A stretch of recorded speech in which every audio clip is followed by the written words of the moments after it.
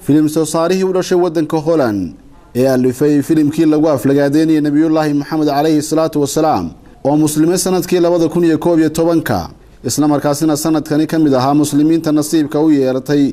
inay gutaan waajibaadka xajka ayaa la sheegay in tan iyo maalintii uu xajka yimi aanay mar qura ilmihiisu ilmada ka qalalin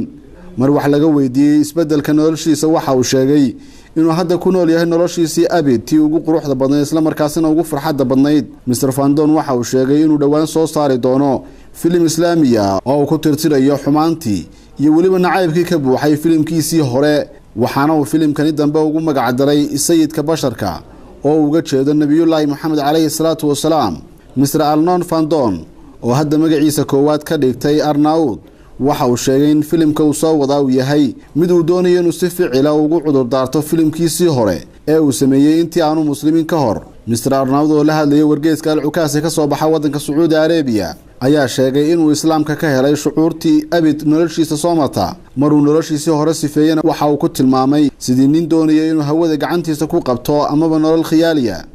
Mr Arnaud waxa uu sheegay inuu xajka u yimi si uu uga toobad keeno dambigu uu galay isla markaasina uu soo ducaysto in alla uu diinta ku sugo isagoo si kooban uga hadlaya sidii diinta islaamka ku soo galayna waxa uu yiri muddo waxa igu jiray xiise xoogan oo aan u qabo inaan wax ka barto islaamka waxaana uu tilmaamay inuu aad u akhriyo jiray kutub islaamka ka waramaysa kuwaas oo aakhirkiina saameyn ballaaran ku yeeshay go'aanada uu ku gaadhay inuu muslimo Mr Fandon oo hadda lagu magacaabi doono Mr Arnaud oo intii ka horeysay bishii 12 ee sanadkii 2011 intii aanu muslimiin waxa uu ahaan jiray siyaasi awood badan oo gudoomiye ku xigeen uu ahaa xildhibaanada ka soo baxay xisbiga BVV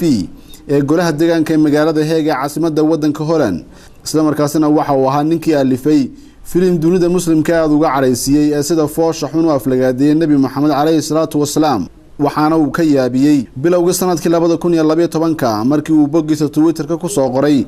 shahaadada oo afka Carabiga ku qoran Mr Fandon oo 64 jir ah waxa uu markiiba ka baxay xisbigii uu ka tirsanaa ee Wilderness Party oo si aad u neceb islaamka waxaana uu noqday xildhibaan madax banaan muslimnimada Fandon waxay noqotay mucjiso cabsi gelisay dad badan oo diinta islaamka wax ka sheegeeda ku degdega